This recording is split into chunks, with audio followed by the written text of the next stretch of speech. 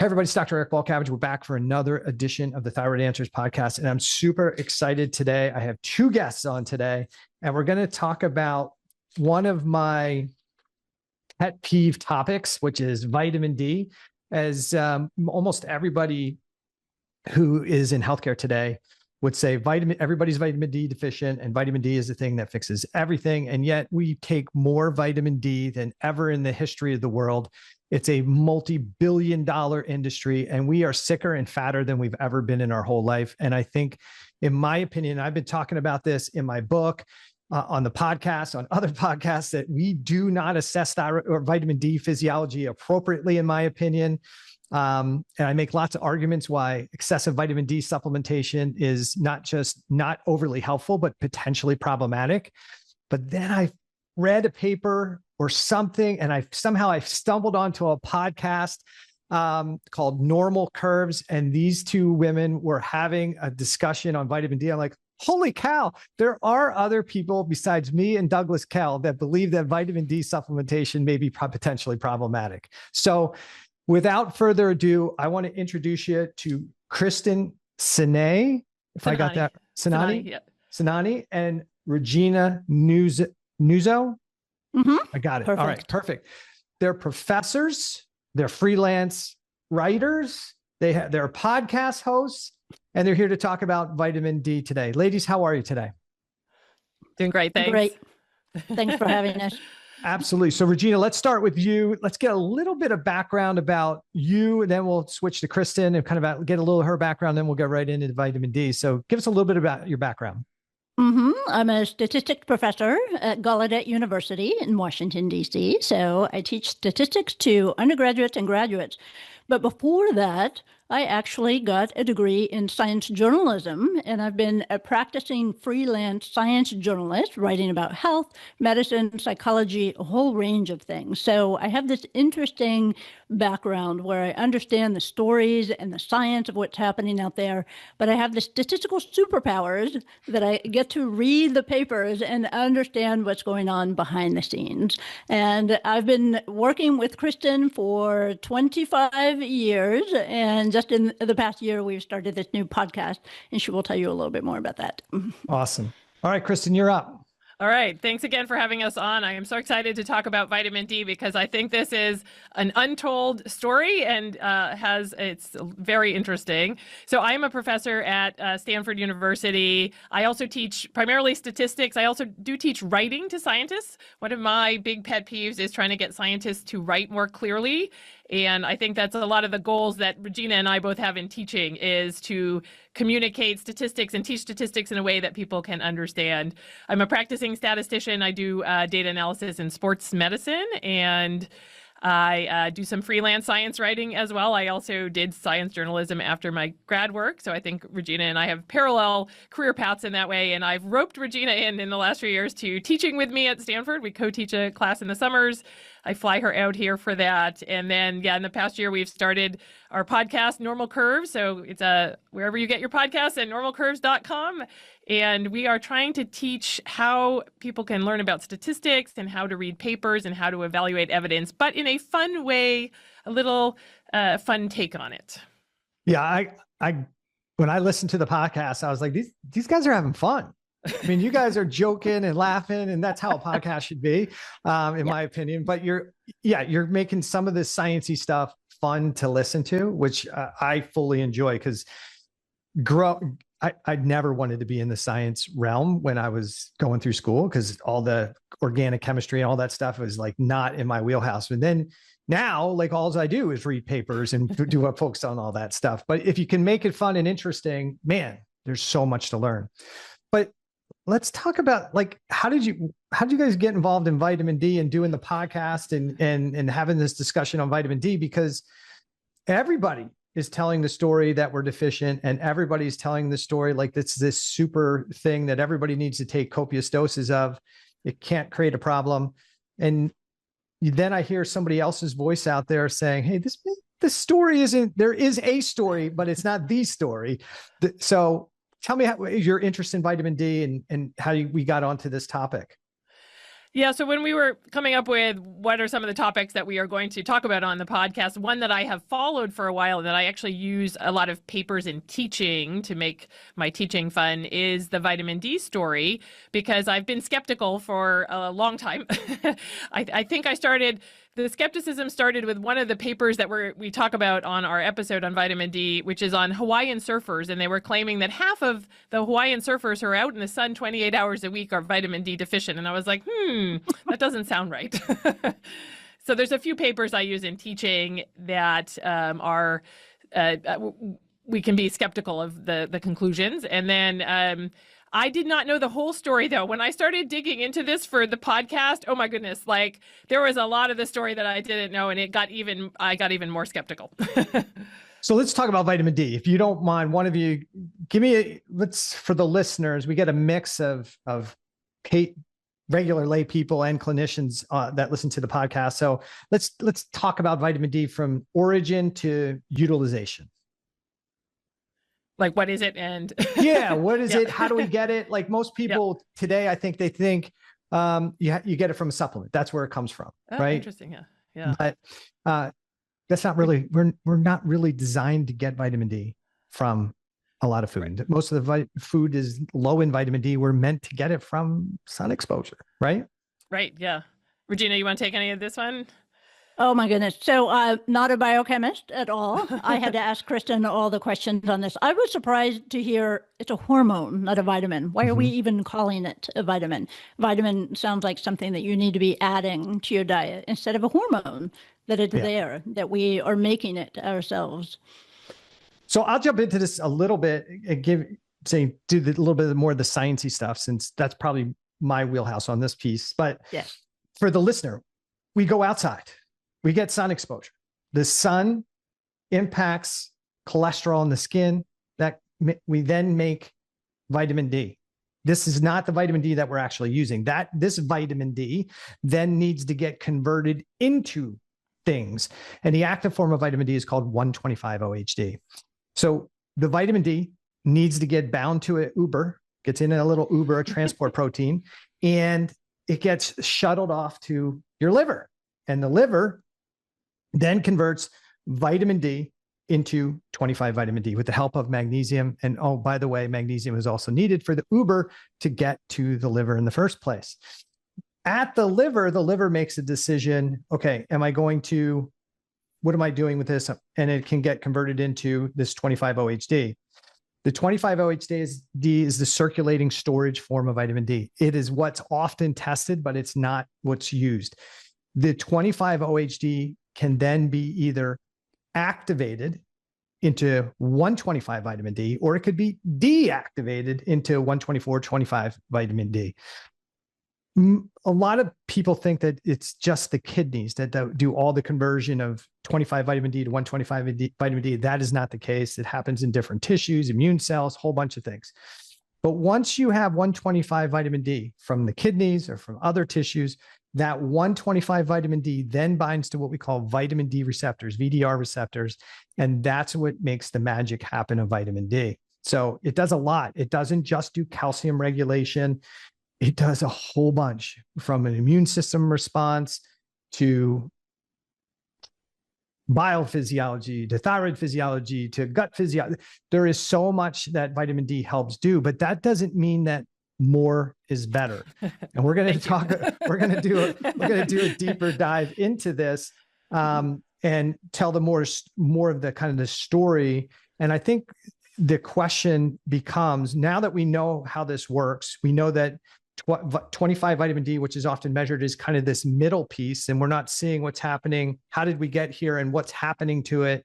We're only looking at this piece. We then need to ask, if that's the issue, I guess we should say it this way.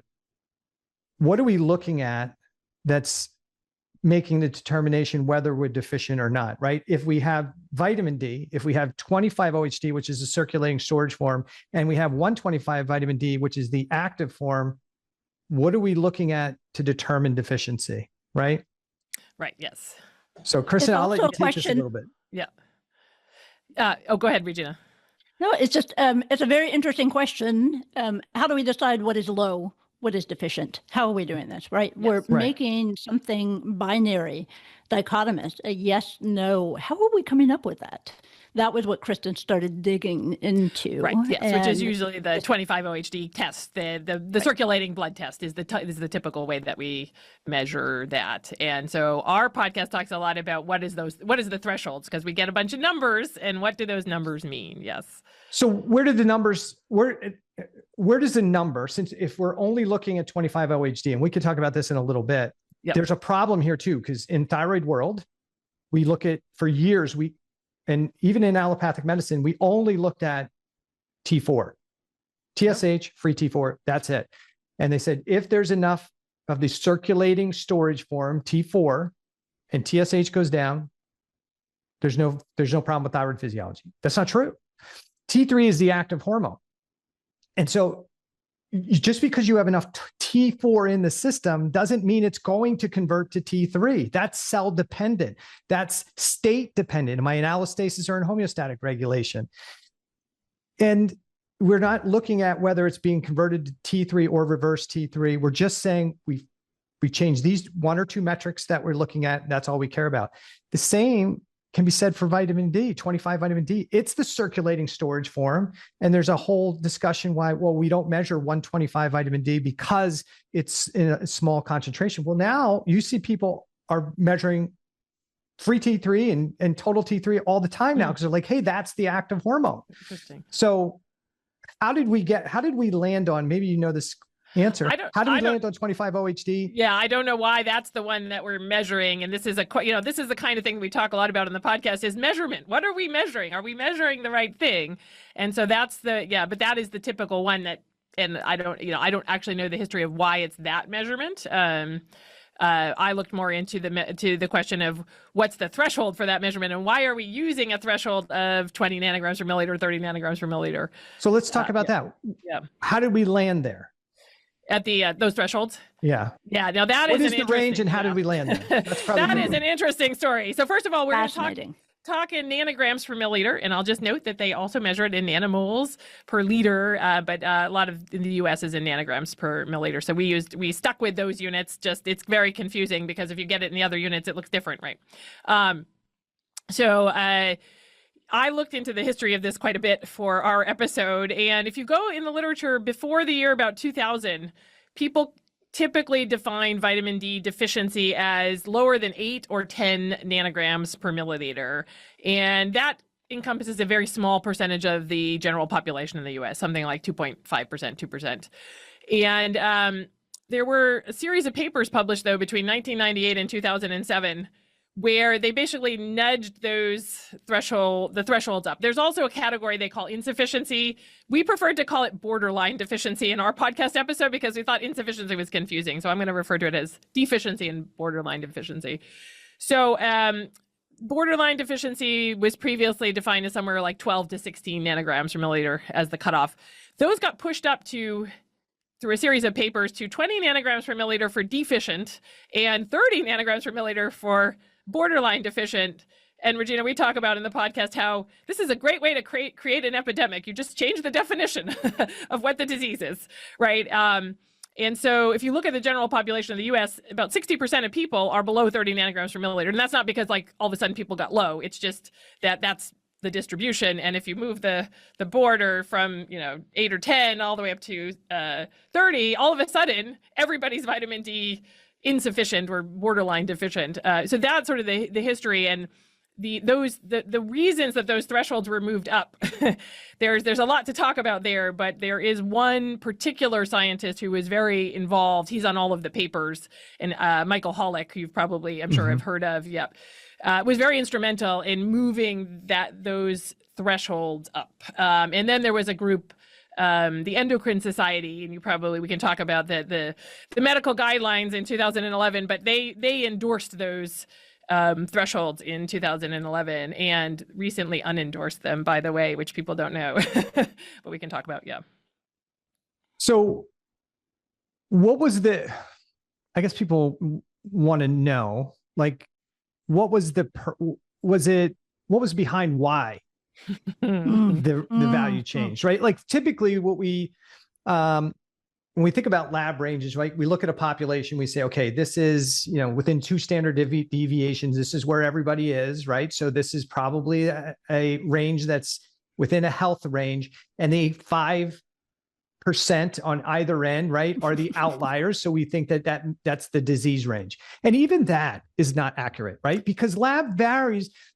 The thing that really irritates me is especially in functional medicine, we say that's not a very healthy range. It's too wide. We're gonna say it's a functional range is narrow. We're gonna be within 1 standard deviation or a half, and that's a healthy range. That's BS, because lab values are never the problem. They tell us a story of somebody's physiology. So if we see a value that's high or low, we can't just put an H or an L next to it and say, this is high or this is low. We have to actually interpret it. Like, is this value normal and appropriate? Is the value normal and inappropriate? Is the value abnormal and appropriate? Or is it abnormal and inappropriate, right?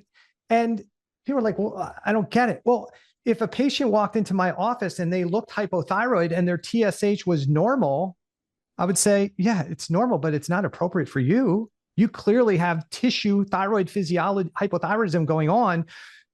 We need to understand that what you have going on is a cellular mechanism. And then the second thing we have to figure out is what's suppressing TSH abnormally into an optimal range, which is BS, right? And so the other thing that could happen is somebody could come in and they have an elevated TSH, but they don't have any hypothyroid signs and symptoms. And we can think, well, maybe they did something. They worked out today, or changed their diet, or changed their lifestyle, or maybe it's January, and in January TSHs are higher. Like, there's a lot of things we need to consider. And this is like, so you wonder, how did we get to somebody just saying, you know what? If this is 2 standard deviations, this is where everybody's at. You know what? Let's just change it. Let's just make it higher. Like, how did we get there? Well, it's a great point, because in fact, this is the point about that when you just have a threshold and you say everybody who is lower than this is deficient, that is problematic in and of itself. The old threshold, the 10 nanograms per milliliter, was approximately 2 standard deviations below average in the population. So that's probably where that came from. And then the nudging up, I think, has a lot of sources to it. But it's an interesting, because we mentioned that the Endocrine Society had these guidelines out where they said these are the thresholds. At the same time, there was another medical body, Institute of Medicine, now National Academy of Medicine. So the IOM report, at the same time, they put out a publication where they said, no, that we don't believe in using thresholds. We have to look at what is the distribution in the population. And as statisticians, Regina and I, it warms our heart to have somebody talk about distribution. So they actually talk about what's the distributions of needs for vitamin D, and it's not the same for everyone. And that subtlety, I think, was hard for people to get their heads around. It was easier to say, oh, you're lower than 20, than to say, oh, what you're talking about, which is like, let's interpret a lab result in the context of the rest of the person, right? Do they have signs of osteomalacia or rickets? And if they don't, is this really a problem that they're below 20? Probably not, right? Right. Especially when we're only looking at a piece of it, right? Because if you're only looking at one piece of a pathway, yes, it's like ripping a page out of a big book and saying, oh, I read this page, so I know exactly what the book's about. No, you don't. You know what that page is about, but you could say, yeah, vitamin D is low, but it doesn't tell us the story why. And maybe you don't know, but why would we do this? Like, why, is it financial? Regina, you want to take this with what we talked about in the podcast of why this might have taken off? Obviously there's people, Michael Hollick in particular, we can talk about him, but why this would be popular. Right. Eric, I think this is an excellent point, because science does this. It really likes to dichotomize things. It likes to break it up into binaries. And it's so much easier than needing to think through whatever the problem is. And This is what happened with vitamin D. They decided, so Krista and I have debated, is it true believer bias, TED Talk bias, right? There's so much behind this. You start doing studies, you find something interesting and surprising, and you publish that. It gets published because it's surprising and different. And then the media picks up on it. And then everyone gets excited and they're interviewing you. And then this continues on and on. You get to do a TED Talk. All of a sudden, you are known for this addictive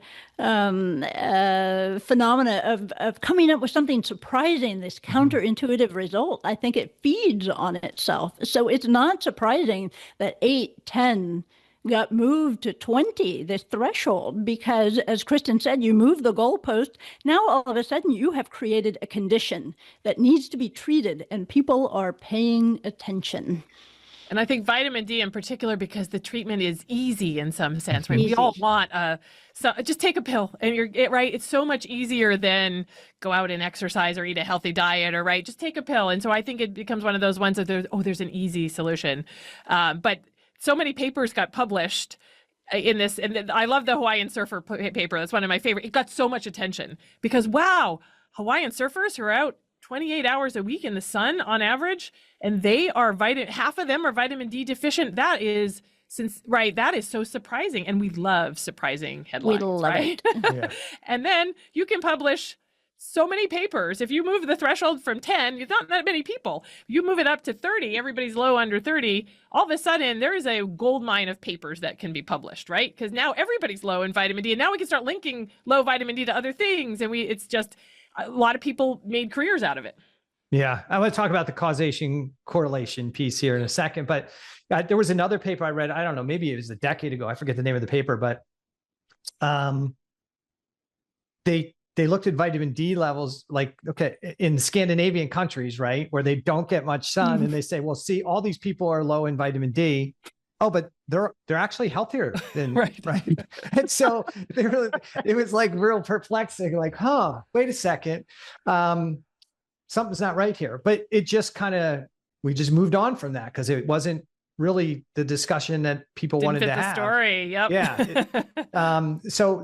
And there's conflicting information. I mean, yes, now that we've raised the levels, and in functional medicine, we're really bad at this. Like, you'll hear people say, hey, your 25 vitamin D needs to be 60, 70, 80, really? 90.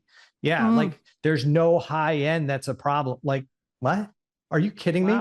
Because we put it in, and we've grown up on this story that vitamin D only does good, but don't realize that it can actually potentially have negative consequences. And Regina and I were talking a little bit about some of those things potentially on the outskirts. But right now, we talk about vitamin D being, there's studies done, and a lot of times they're compromised studies, in my opinion. They're short-term studies. They don't give long-term impact on things. But when you really do start really digging into the literature, it's very mixed. There's no consensus that yes, it does have long-term benefits. In thyroid world, everybody says you got to take vitamin D. It lowers your antibodies. Well, maybe if it's suppressing the Th2 side of the immune system and suppressing plasma cells, but the hypothyroidism is primarily a Th1, Th17 dominated disorder. So is it really helpful if it's not really doing what we need it to do, or it's working against the overall physiology? I don't think so. But have you, in looking at vitamin D, do you see that we are doing a lot of research that definitely confirms that vitamin D supplementation is truly beneficial long-term, or do you see flaws in some of the studies as I do? I would like to point out, Eric, that everything you were talking about assumes that the research is high quality, that they are following all the rules and they are doing good work. And the most surprising thing to me, I think, what Kristin found out when we were working on this episode, is how poor quality some of these studies are. Very poor quality. She did some wonderful statistical sleuthing to find actual errors, actual statistical shenanigans behind the scenes that kind of maybe tip the scales to get the result that you want. Yeah, I mean, sometimes you'll see like, okay, it's a 1% difference. So it has 1%, like this was 1%. It was at 1%, and with vitamin D, it was 2%. Okay, it is 100% improvement. Like you'll manipulate those numbers, and you're like, it was 100% better. Well, yeah, because it went from 1% to 2%. Right. That's a doubled it. Like it doubles it. Well, relative risks versus absolute risks. That's a topic we will be tackling on normal curves at some point. Yes. Yes. Yeah, the vitamin D research, first of all, the observational studies are a mess. And the reason we talk about in the episode, our vitamin D2 episode, Regina calls vitamin D a promiscuous variable, which I thought was a wonderful name for the vitamin D, because vitamin D is linked to so many things. If you are a person who gets outdoors and exercises, you're out in the sun, you eat a healthy diet, you take a multivitamin, you're a generally healthy person, you tend to have a high vitamin D. If you are a person who is old, frail, has poor kidney function, is a smoker, is obese, you tend to have lower vitamin D. So guess what? If you look at people, you measure vitamin D levels in people and you say who's healthier, the people with high vitamin D are absolutely going to be healthier. Does that mean that vitamin D caused you to be healthy? Absolutely not. And one of my favorite studies, that's not a badly done study, but one that I like to use in teaching, and we talk about on the podcast. There's a study where they're looking at vitamin D levels and VO2 max. So I do a lot in sports medicine. So they measured people's fitness level, their VO2 max. And guess what? If your vitamin D is higher, your VO2 max is higher. So they had this whole little, they didn't say it was causal in the paper. They put all the caveats, but they did have a whole biological story about what the vitamin D might be doing in your muscle fibers to make you have a better VO2 max, right? And to me, that one is just a really obvious, well, yeah, of course people who have a good vitamin D have a good VO2 max on average, because people who are the people who have a high VO2 max? I go outdoors and run a lot. And so guess what? My vitamin D is really good. My VO2 max is really good. There is an obvious confounder there. And in that study, they didn't even adjust for the confounder. And even if you can adjust for it, we talk a lot in normal curves about the limitations of when people say, oh, we adjusted for that, we took care of it. No, the statistical adjustment does not take care of all of that. So all of these observational studies on vitamin D, I think, are basically garbage, because you cannot isolate the effect of vitamin D independent of all these other factors. Statistically, that is just vitamin D, Regina called it a promiscuous variable, which I just love. It's so promiscuous. It gets around. that it's really with the statistical tools that we typically use, and most of these was used in most of these papers, you don't really have the ability to isolate vitamin D. Does it really influence your VO2 max? There's just too many other things that vitamin D is tangled up with. Yeah, we also have to consider the state of the cell, the state of the tissue, right? Because we utilize micronutrients differently if we're in homeostasis versus allostasis, right? I'm not sure if I was ranting about this after we started or before we started, but we think about, and Robert Navio has done a great job of kind of explaining this in his paper on the cell danger response, like, hey, in homeostatic regulation, vitamin D does this. In allostatic regulation, this is what happens to vitamin D. To serotonin, in homeostatic regulation, tryptophan goes to make serotonin. In stress states, it goes to make kynurenic acid, right? So we do different things with micronutrients based on the state. And so my challenge with a lot of these papers, when we're saying, hey, this is a healthy population, based on what? Like, what's your criteria? We don't even have a good definition of what healthy is.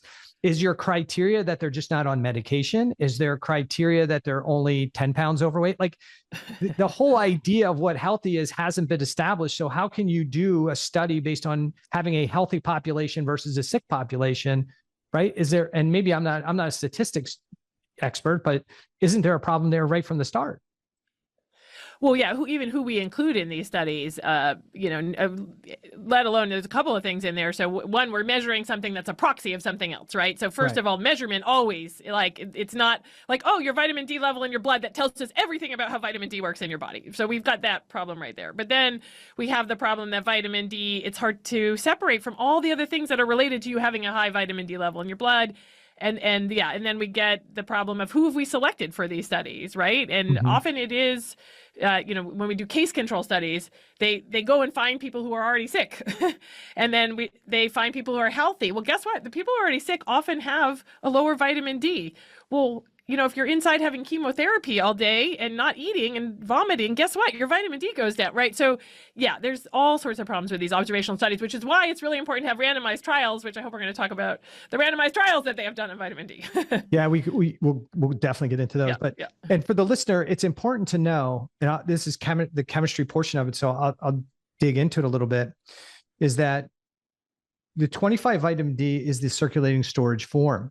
When there's cell stress, inflammation in the body, or there's a need for more calcium in the bloodstream, not necessarily the bone, the bloodstream, you increase the conversion of 25 to 125 vitamin D. So your 25, the storage port, the thing you're measuring, is going to tend to go down because you're converting it to an active form. Plus, once you have that activated form, 125 OHD, which most people aren't getting measured, that elevation of 125 OHD goes back and inhibits the liver's conversion of vitamin D to 25 vitamin D. It actually increases the deactivation of 25 OHD. So in an effort to reduce further excessive increased 125 vitamin D, there's this negative feedback loop. Why is that important? Because if you have an immune inflammatory process, you want it to turn on, and then you want it to turn off. And then you don't want to continue to suppress it, right? So we have to have checks and balances. So when you only look at 25 OHD, you're not seeing where the problem lies. Is it because I'm not getting sun, I don't have enough magnesium, I'm not able to convert it because I got a liver issue, I can't convert it to 125, or I'm overly converting it to 125, or am I overly deactivating? There's so many things we're not looking at. We're looking at this one thing, and then we're assuming that if we just pile more into the system, it's going to work. And what we often see is it doesn't necessarily work the way we think it does or we want it to. And especially if you're a person, a lot of people listening to the podcast are people with thyroid conditions. Well, if you have a thyroid condition, and especially if you have reduced T4 to T3 conversion on T4 only, or in general, there's inflammatory mechanisms going on. What happens to vitamin D when there's this cell stress inflammatory mechanism going on? Regina and I were talking this right before we started. And what happens is we wind up, because of this cell stress state, we become glucose resistant. So there's a down regulation of the metabolism of the cell. There's a decreased mitochondria are down regulated. We actually have fewer mitochondria. We reduced the mitochondrial density. And this is not on accident. This is on purpose. So we don't have excessive oxidative stress. But cells become resistant to micronutrients. They become resistant to glucose and other micronutrients. So where does this stuff have to go? It's got to go into storage. Where do we store stuff? Your adipose tissue. What helps us create more space for stuff in storage? Vitamin D. So where does a lot of the vitamin D go in an inflammatory state? It's going into your adipose tissue to make it either, and there's arguments you guys may know differently than me, but the argument is that it's either making the adipose tissues bigger or more of them. And the papers I've read have gone two different ways, but essentially what it's allowing you to do is store more stuff, which potentially contributes to more weight gain. And there was a paper, I think it was a couple of years ago, where it was a rat studies where they knocked the VDR receptors out and they couldn't get fat. So you go, huh? That's interesting. Yeah. So when they knocked out the vitamin D receptor, they could not get fat. And maybe, I don't know if the study is great to begin with, because it doesn't, it's hard to artificially initiate a true cell stress response. Like we can manipulate a system and say, oh, we're going to get rid of their thyroid, and now we'll put thyroid medication and we're going to assume that everything works downstream. Well, you only knocked out one part of the system. If there's a cell stress physiology and you knock out their thyroid and give them medication, it still may not work well because of what's happening at the cells.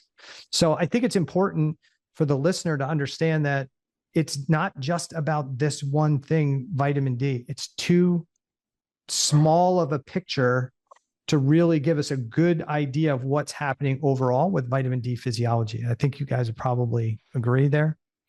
Yeah. And I mean, and I think the other thing that it all goes back to that you brought up before is the idea that if something is important in the body and has an important function, that doesn't necessarily mean that more is better. And I think that's also where we've gotten off the rails here is like, yes, it has a absolutely important function in the body, but does that mean that we should be as high as possible, right?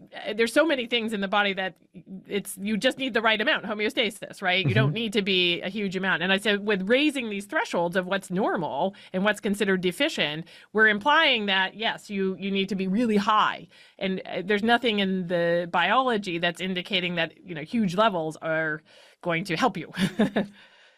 So some of the observational studies you said are garbage. Okay, most of them are garbage. A lot of them well, are garbage. They're good. There are good studies. So like the one I talked about with the vitamin D and the VO2 max, there was nothing wrong with the study itself. It was the conclusions that they were trying to draw from it. They did a good job on the rest of the study. So there are studies that could be well done, but we are so limited in an observational design, and people often attribute more power to the statistical tools that we have to say, hey, well, I threw some things in a model and therefore I don't have to worry about confounding. The confounding is so deep with vitamin D that I think you're really hard pressed to do an observational study where you can get to causality with vitamin D. It's just because vitamin D is confounded by so many things, which is why, again, the randomized trials are really important. So let's talk about those. Let's talk about the good, the bad, the ugly. There have been randomized trials. So there's been a couple of big ones. And the big one that we talk about in our podcast is VITAL. And huge randomized trial, 25,000 people. Their primary outcomes were invasive cancer and major cardiovascular events. So like stroke, heart attack, death by cardiovascular reason. And they found nothing. And then they have done found nothing, meaning they found no benefit? No benefit, yes. Yes, no benefit on invasive cancer or major cardiovascular events. And then they've done a ton of other studies where basically, knee pain, migraines, depression, you name it. I mean, they had a whole bunch where they're finding nothing. And this is a very well done study. Now, of course, there's been a few headlines to come out. I saw one yesterday that are like, oh, but if we looked, if we dump the first 2 years of the data and we look at cancer mortality and like, you can find this, right? So there's a few kind of borderline significant, subgroup analysis where they can find something, but those statistically, and again, our podcast largely talking about the statistics, like those often pop up just by chance. And if you look at enough things, that's why we have primary outcomes. And so nothing with the primary outcomes and then, if you dig around in the data, maybe you see a little something on a few things, largely likely to be chance. So at this point, where we've got a multi-billion-dollar industry that's profiting massively from vitamin D supplementation and sales. And where do you see the general trend?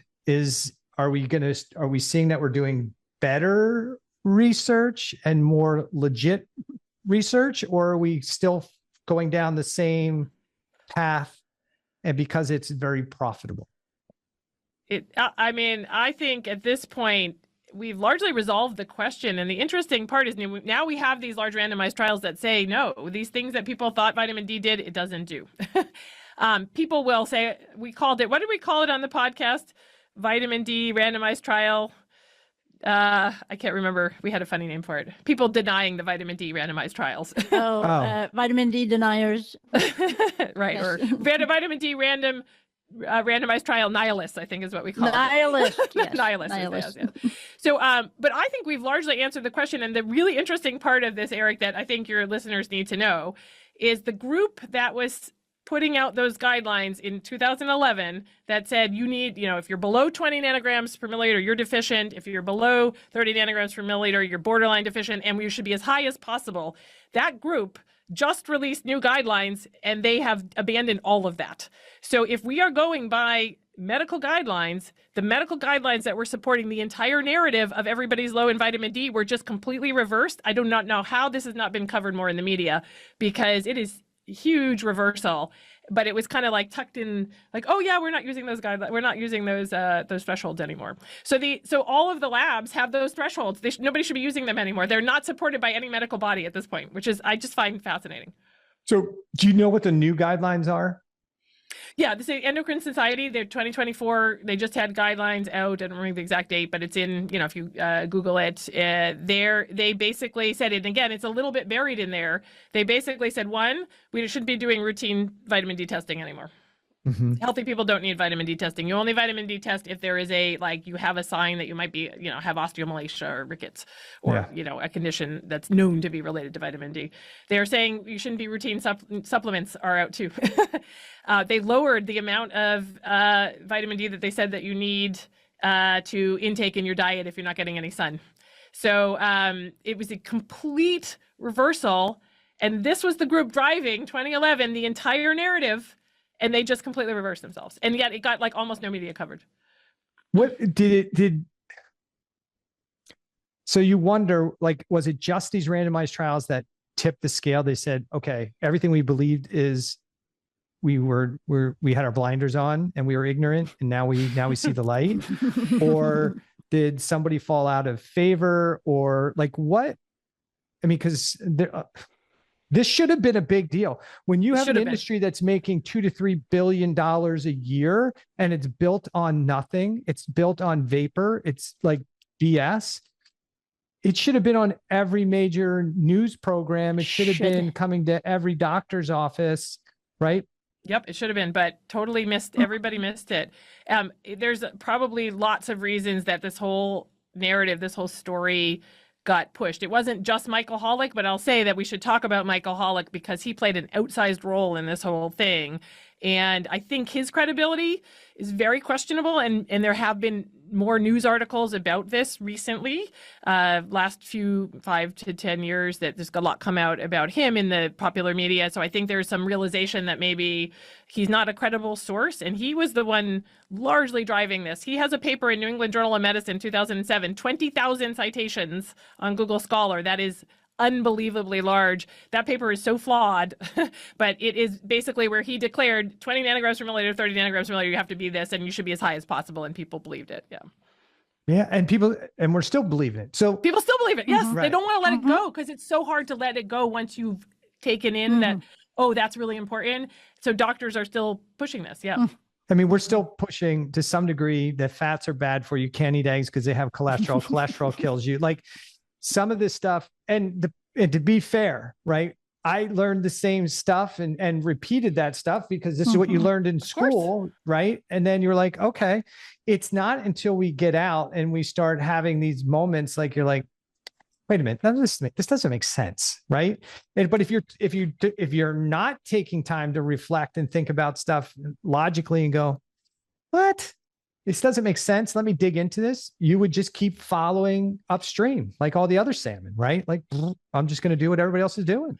And if you look at some of the articles have quoted doctors as saying after the randomized trials, but I'm still going to give my patients vitamin D because just in case. And we talked about this in the podcast.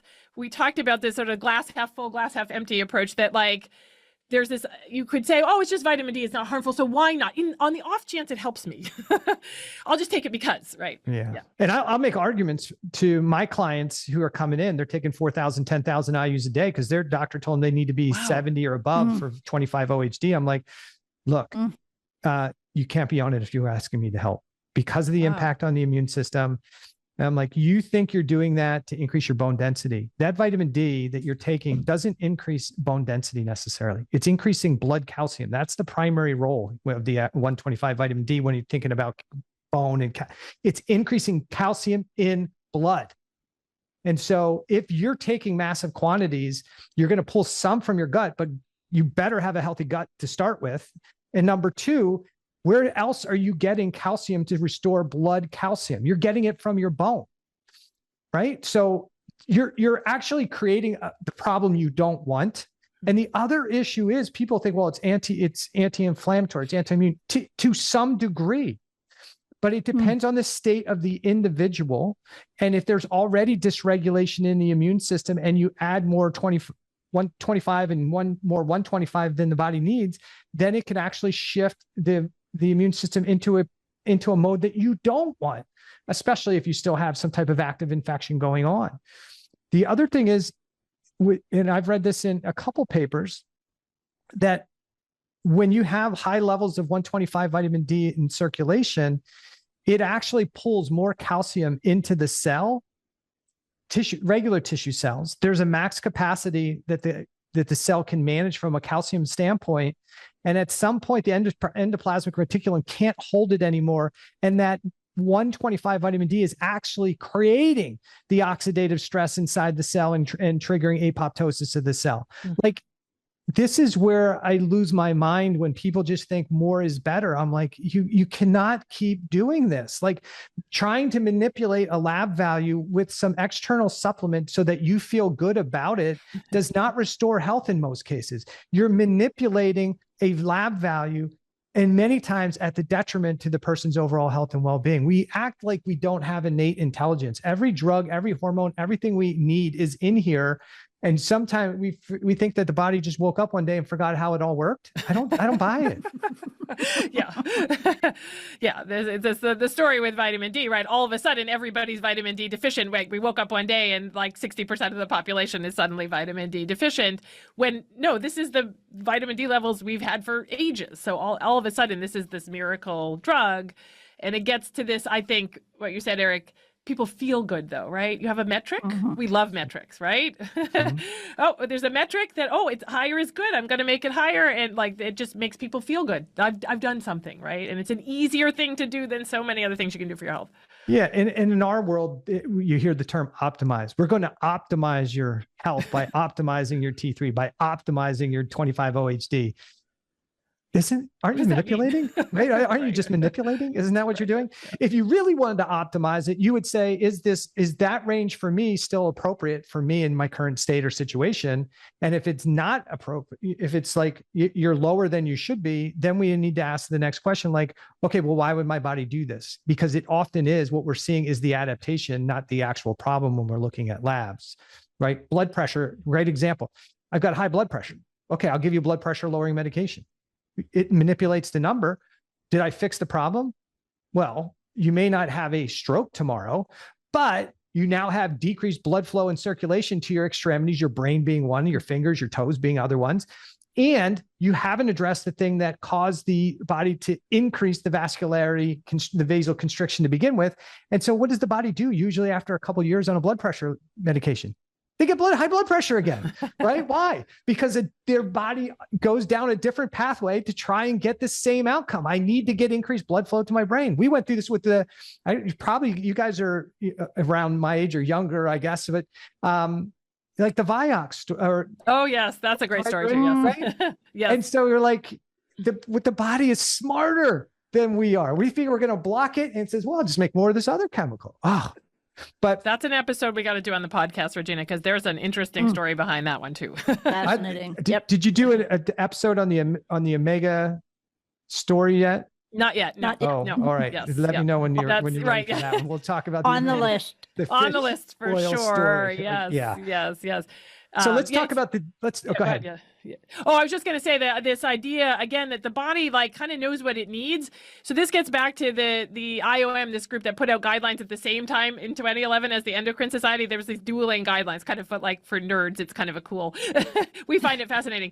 But their whole point was that there's this distribution of needs, and actually they said most people only need 16 nanograms per milliliter, and that's for most people that's fine, right? And so it was kind of countering the whole story of like, oh, you have to be super high. They're saying, no, like there's a distribution and most people are good, but some people might need higher and some people even could get away with lower. Right. So I think when people hear that, they don't realize like how different that story is than like, oh, you've got to be above 30. Right. Yeah. So let's talk about Pollock, right? So let's talk about the guy who started this off and the story behind all of this. He's an interesting one. Yes. Yes. So Michael Hollick, he is a scientist who started in vitamin D research biochemistry. He did really important biochemical work in the biochemistry of vitamin D. So he's a solid scientist. I think, as we talked about in the podcast, Regina, the true believer bias, that somewhere along the way, if you get too mired in one topic, your whole worldview can start to be about like everything is related to vitamin D. So Regina, you want to tell the story about the dinosaurs? Oh, the dinosaurs. I could not believe this. Kristin told me on the podcast that Michael Hollick believes that vitamin D deficiency is the cause of dinosaur extinction. What? Right? So here's the logic. Big boulder meteor hit the world. The sun went out. Mm-hmm. And so they all died of vitamin D deficiency, as opposed to like the plants died and they died of starving. The plants died. I love the idea of them wandering around looking for some vitamin D supplement pills. Yeah. Yes. So this is the world view, right? So the problem is when you become, now, first of all, there's been a lot dug up about him. So he's had many conflicts of interest through the years. I should say a little bit more about him. So he started as a biochemist, did a lot of important work in vitamin D, sort of drifted more into epidemiology and public health, something that he may not have been well trained in over the years. Wrote 2 popular books and really helped to popularize this idea in the general public that we should all be really high in vitamin D. So one was called The UV Advantage, saying we should be getting out in the sun. The other one was The Vitamin D Solution. Yeah. And again, went far from the actual science. Maybe we called him a true believer because I've listened to enough of him talking and things that I do believe this may not be coming out of a place of like, I'm trying to make a lot of money, that he really believes that the world is dependent on vitamin D. And you can see how somebody might have that worldview if that's what you've worked on your whole life, right? Yeah. So he is the one who published a series of papers between 1998 and 2007. He was not the only author, so there are other people on board, but he was really driving this, saying we got to move these thresholds for what's considered deficient up. He largely drove that, almost, not single-handedly, but played a large part in that. He was the chair of the Endocrine Society Committee that came out with the guidelines in 2011. He was not invited to chair the recent guidelines, by the way, for shocker. And talk about, yes. So it's come out in the media in the last few years that he's had many conflicts of interest, like he was being paid by the tanning industry, he was being paid by the companies that make vitamin D tests, being paid by companies that make vitamin D supplements. And again, I'm not saying that was his motivation, but that's not a good look. Yeah. There was also an interesting story that gets into he in the last decade or so has started defending child abusers. Yeah, this is because they're vitamin D deficient? Well, because a lot of child abuse is caught through kids come in with multiple broken bones, and he has been defending the parents, saying that there are underlying causes of fragile bones, and that's why they're fracturing multiple bones. Not just vitamin D deficiency, but a whole syndrome called Ehlers-Danlos syndrome. Yes. So that's a whole interesting. Again, goes to credibility, having this idea that all these kids is just fragile bones due to low vitamin D or having these other syndromes. And then what we talked about a lot in the podcast, I do a lot of statistical sleuthing in my job. That's one of my areas.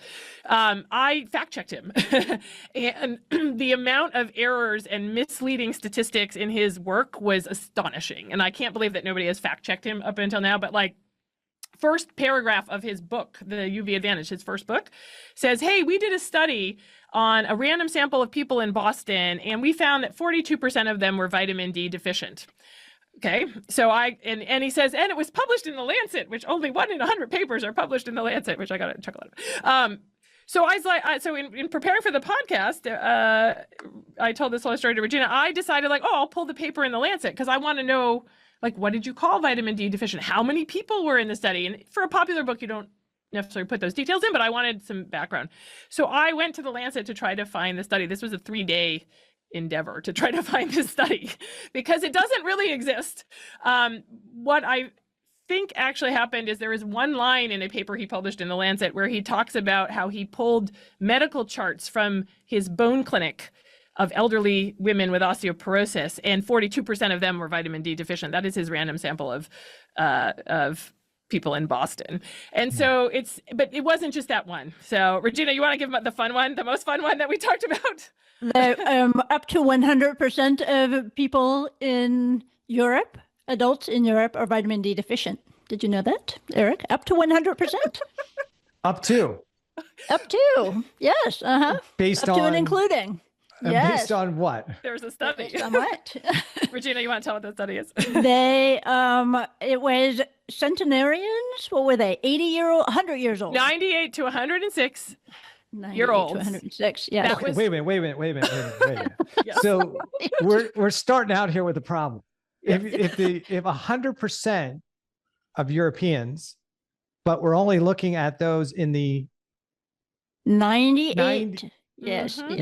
yeah. But so he Mhm. has a line in one of his papers where he says, something percentage up to 100% of healthy adults in Europe are vitamin D Yes. deficient. So he does give citations. So I went and pulled the citation to say, where did the 100% come from? The 100% came from a study of Italian centenarians. They were all like in nursing homes and couldn't walk. The healthy, we think, is just that they were alive. They were alive. Right. So it goes back to They my were still point. like, breathing. if they're healthy, then maybe that is the appropriate level of vitamin D. For a right? centenarian, Yes. probably. Yes. Yes. Right? Yes. Yes. Or they're not healthy. And right, you're just saying, what's their classification? How do you They were define called health, healthy, right? yes. And They but were called healthy healthy. meant like they were still alive at that point, we think. Yes. Yes. Yes. So it's that kind of like, but over and over and over again. There was a study where there was 40 moms and babies, but actually it started as 50 moms and babies, and 10 of them disappeared. Like there was just over and over again misleading how he's quoting statistics, how he's talking about his own studies. So we really feel like when you see that pattern, it goes again to credibility. And he's the one who drove this whole story, was not invited to chair the latest Endocrine Society committee on this. And the Endocrine Society actually had a whole come to Jesus moment recently, because there was a big paper about how a lot of their guidelines were written by people with monetary conflicts of interest. So they actually just changed the whole process and how they write these guidelines to address that. And one of the new guidelines was the vitamin D. Yeah. I mean, the whole paper, well, you guys would know better than me, but like the publishing of papers, what's in the papers, what's yes. the validity of it. Like it's crazy. I read a lot of papers, my Mendeley's couple thousand papers deep, because I just am a nerd now with reading stuff. But, people will look at an abstract and say, oh, okay, I know what this is about. And you're like, I don't know, did you really read the paper? Did you really read the paper? Because if you really read the paper, what says in that abstract is not what's in that. And then you wonder, how do they get away with this stuff? Like, That's a great question. How do they get away with it? The entire science, especially the publishing system, is flawed. The incentive system is flawed. yeah, There's only an incentive to progress and further in your career if you're coming up with statistically significant results. And it's very easy to manipulate data analysis, conclusions, all of that to get just the result you want.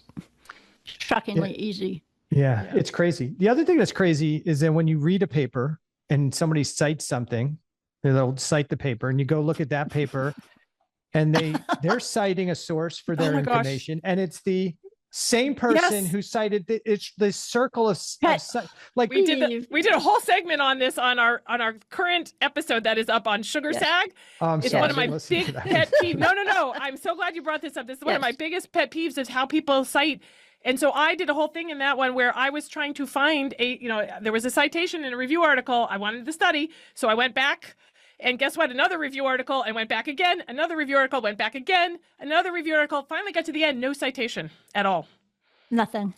It's a citation to nowhere. Yep. It's like you open up boxes. Because people are sloppy, because it's the incentive to publish. This is not to say that there isn't great science out there, but this is a lot of what Regina and I are talking about on the podcast on Normal Curves, is how do you differentiate the good science? Because there is very good science out there from all the junk science that is being manufactured because people have to publish to get promoted and to get noticed and to get right. So there's this incentive to publish garbage. So there is a lot of garbage out there, but doesn't mean it's all garbage. So we're trying to teach people actually in our podcast, how do you differentiate the garbage from the good science?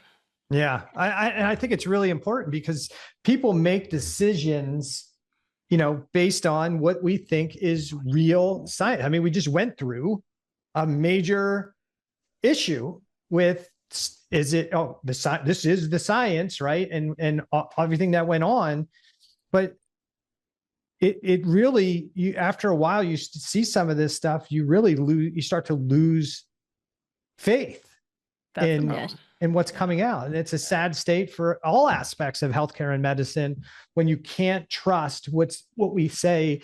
This is the science. Well, based on what? And how's it done? And who's paying for it? And we have all these questions now. And I think it really undermines our jobs in healthcare to try and help people, because we're putting out BS information many times in an effort just to make money and be profitable. It's sad. Absolutely. Yeah. And it's really undermining like public trust in science, because again, there's a lot of really good science out there, really well done. But unfortunately, the people that are just publishing to publish are polluting this. And then it breeds distrust in all of science, unfortunately. Okay. So where are we at? Let's figure out where we're at with vitamin D. Right. So yes. If people are wondering, do they need to run vitamin D testing? I would say to some degree, I like to see vitamin D testing on people, not because I'm providing vitamin D. The reason I'm looking at those values is because I'm more interested. I want them to, if I see an elevated 125 OHD compared to their 25 OHD, like this confirms an immune inflammatory process. Mm-hmm. You don't need more vitamin D. And then because I'm always trying to convince people to stop taking it. And so, my argument is, if you want vitamin D, go outside for 15, 20 minutes a day, which you should be doing anyway. Take your sunglasses off and go outside and spend time outside in the sun. But I'm usually running the two of them to confirm there's an immune inflammatory process and help people understand they don't really need more. It's probably not beneficial. And I could go back, and if I did my statistics, I could go back and tell you with the actual number or the percentages of people that once they stop their 4,000, 8,000, 10,000 IUs a day, just doing that, they feel much better. And some of them are losing weight just doing that. And when people come to see me, if somebody comes to see me, I don't like people taking more than 6 supplements at one given time. I'm very strategic with them. You take it for a purpose and then we get it out. If you need to take them longer term, you pulse them. But the supplementation is not the long-term strategy. It is a support strategy to a healthy diet, healthy lifestyle, healthy behaviors. But we can use them strategically. But we have grown up in this world where a pill for every ill, a supplement for every, is for everything. And almost every new client that comes to see me, I'm like, first thing we're going to do is wean you off all this supplementation. Wow. But I need it all. I'm like, listen, if you need 30 supplements a day to be this sick, you don't need any of them because they're not doing what you think they're doing. Wow. But people are really stuck on the vitamin D story and that they're deficient and I'm going to have all these issues and it's fixing my autoimmune condition. No, it's not. You're still here. You're coming to see me with your autoimmune condition and you've been taking it for 3 years. It's not fixing it. It may be making it worse. So where do we leave people? What should they look at? I'll post the lab reference ranges, the new reference ranges that the Endocrine Society published. But what are the general from that Endocrine Society paper and the guidelines? What should we be doing from their perspective? Yeah, I mean, I think it's been an untold story. That original paper, that 2011 paper, got so much media attention because it's an easy story from a journalist's point of view, right? Oh, everybody take more vitamin D. It's a fun, that's the kind of story people want to hear. Something doesn't work is not as interesting of a story. Mm-hmm. And so, people should go look at the endocrine guidelines. They should listen. We have 2 episodes on vitamin D and it's a fascinating story. So I encourage people to go listen to those 2 episodes. If you want to be convinced that you don't need vitamin D, we talk about why. We talk about this whole story and we might be able to convince some people that in fact, this is a manufactured epidemic and we talk about why on the podcast. But I wish that those Endocrine Society guidelines, the new ones, would get more play because they are literally reversing the entire epidemic, because the epidemic was based on their original publication. They have reversed themselves completely. They are saying we don't need routine vitamin D testing. If you have a reason to do it, absolutely. If there's something specific you're looking for, they're saying, yeah, but not just like, oh, everybody off the street is going to get a vitamin D test. And they are recommending supplementation for only very specific groups like pregnant mothers because of the risk of rickets, right? So it's probably a good idea just to take a vitamin D to make sure, you don't run the risk of, if you're never out in the sun, that your baby has soft bones. And most prenatals today have, I think, like, all prenatal, yeah, 400 IUs of vitamin D, which is probably, not massive amounts, but just enough so you don't get rickets, which is not a high amount. Yeah. So we don't need to be taking it. So unless you have a reason. That's what they said. Like, there's a specific. So if you have osteomalacia, sure, but osteomalacia starts to occur at about 5 nanograms per milliliter and lower. So we're not talking. If you're up at 16 or 18. You're not going to get osteomalacia. Sorry. Yeah. And even so, I'm going to say from this perspective, because people are thinking, well, I have to take it because I have in my world, I have Hashimoto's, I have hypothyroidism, I have an autoimmune condition. I need to take it.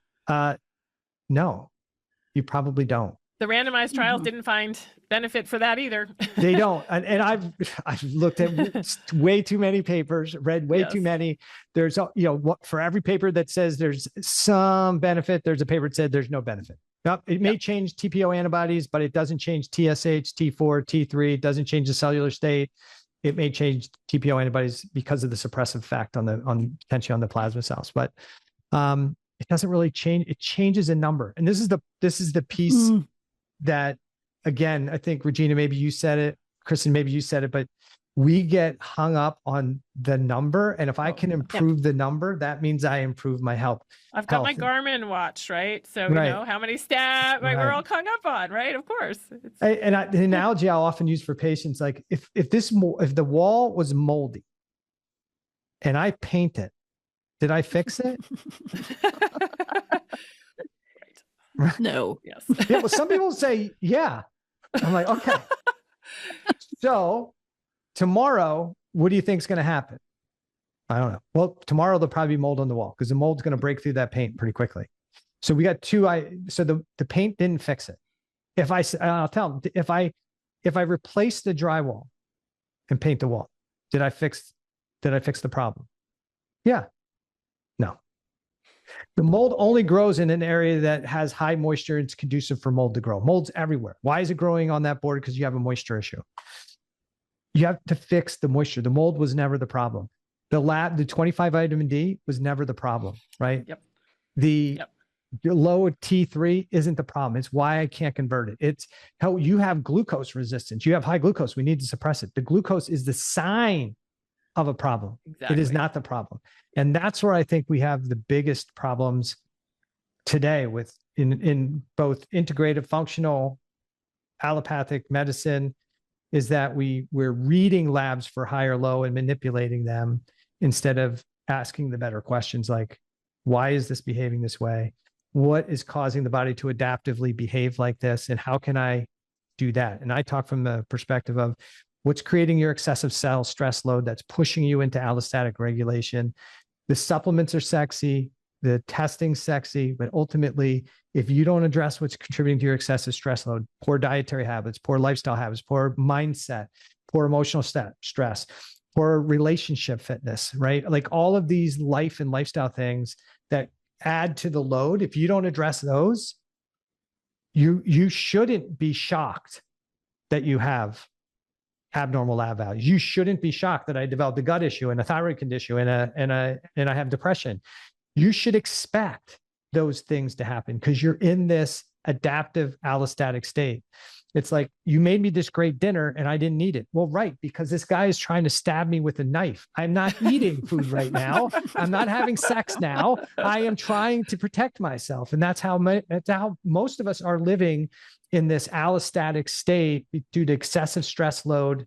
And we should expect abnormal values we'll just call them abnormal lab values at times. But they're not the things that often have to be manipulated. Labs have to be interpreted, not read. And we just don't do a good enough job of. What I think everybody it'd be good if everybody took away from this conversation about vitamin D. Vitamin D is a marker of good health. So if you have higher vitamin D, that's usually reflecting a whole bunch of healthy behaviors. You're going out and running outside or swimming outside or biking outside. You're, having a healthy diet, right? You're probably having some fish and, the other things right? So the problem is, because it's a marker of good health, it's very easy statistically to tie it to all sorts of, it's been tied to like every health condition you can come up with. Oh, it prevents asthma, knee pain, migraines, right? Like all the things they tested in Vital, they tested them for a reason. There was some study that said, hey, people with higher vitamin D have less of this condition. But of course that's true, because healthier people have higher vitamin D. So if people can understand that vitamin D is really a marker of health, it is not a causal agent in the health. Of course, again, if you get at very low levels, your body needs some, but that very high level is reflecting your lifestyle, not that it's causing you to be healthier. Right. And this is a non-manipulated vitamin D, yes, right? This is exactly, the person who supplements themselves. No, I'm not talking about supplementation. D. Yes. Right. And I'm just talking about generally people who are older, frailer, sicker, they have lower vitamin D. People are out doing stuff, getting out and exercising, have higher vitamin D. So on average, when you look at people with higher vitamin D, they tend to be healthier. Not everybody is, but that's a statistical relationship you will see. Yeah. And that goes right to the point I was talking about, right? So if somebody's in cell stress inflammatory state, they're either deactivating it at a higher rate, they're increasing it to the activated form at a higher rate, or they're thrown into adipose tissue and storage at a higher rate. So it is low, right? So yes, if you naturally have a higher vitamin D level, and it doesn't even have to be that high, right? But if you have a naturally higher level, and the other thing I often take a look at is the ratio between 25 OHD and 125 OHD. And in inflammatory states, you typically see a low 25 to 125 ratio, and in healthy people, they'll see you might see a lower 25 OHD, but the 125 vitamin D is within appropriate range. Now, some people say, well, that confirms vitamin D deficiency. Okay.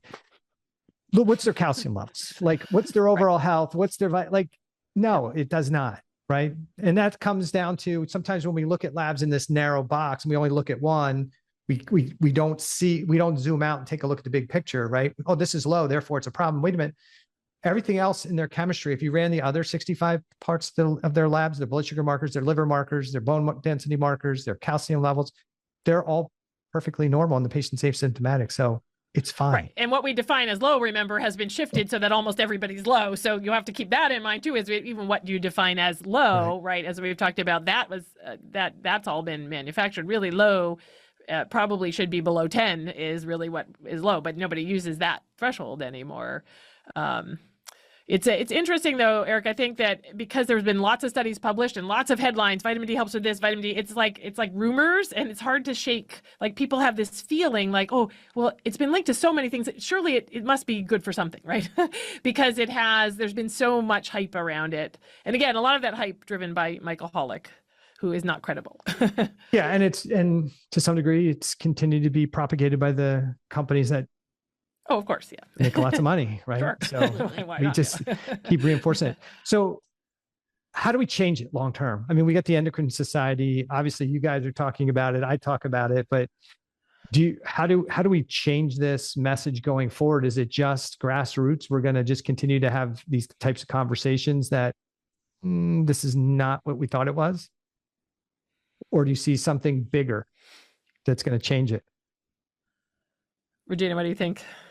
I think it will be slow. It will start with conversations like this, people telling their friends to watch these episodes, listen to these episodes. They tell their friends. I think it will spread. It will spread. And then media will start picking it up. And that's when we'll see the change. We did get a comment on one of the podcasts. Somebody commented that their doctor has actually stopped recommending it. So I was like, that doctor's savvy. She was on it. Yeah. So some people have heard. Yep. I'm hopeful.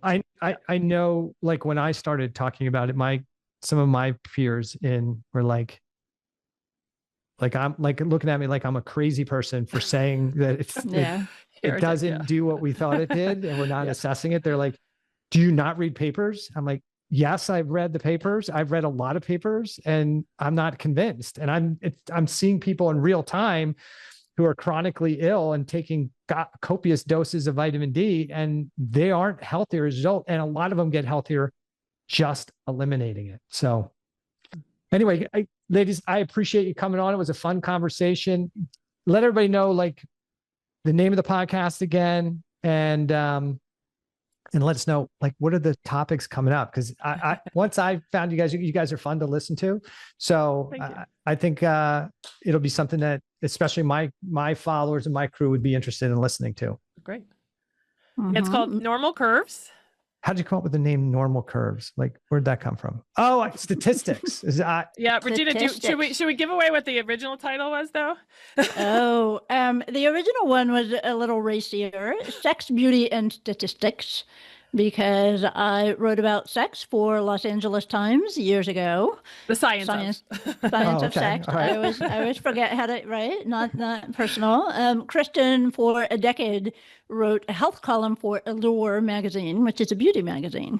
So we have this background in covering the science behind these things that are very exciting and fun, and spicy, but we know the statistics of it too, and we know that not all of it is such great science. So that is a little bit of what we're doing with Normal Curves, is helping people to learn how to be appropriately skeptical of the scientific literature. Not jaded, not bitter, not saying everything is bunk, but not accepting everything either.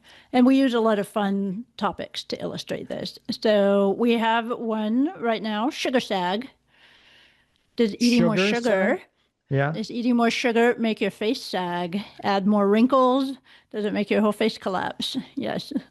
So we're so we were mixed on this one. So we end all of our podcasts with we rate the evidence for the claim we're looking at. So the claim for that one was, if you eat too much sugar and processed food, is that going to make you look more aged more quickly? So we had a mixed rating on that one. There is some evidence. The best evidence actually was from a cadaver study. So you got to listen and hear about the cadaver study, because it does, sugar can impact your collagen. And there's an interesting, fascinating study on that. So we'd have that one. And then, so they fed cadavers sugar. No, they looked at, so they were trying to determine the ages of like dead bodies that float up in the river, like forensic science, actually. Yeah.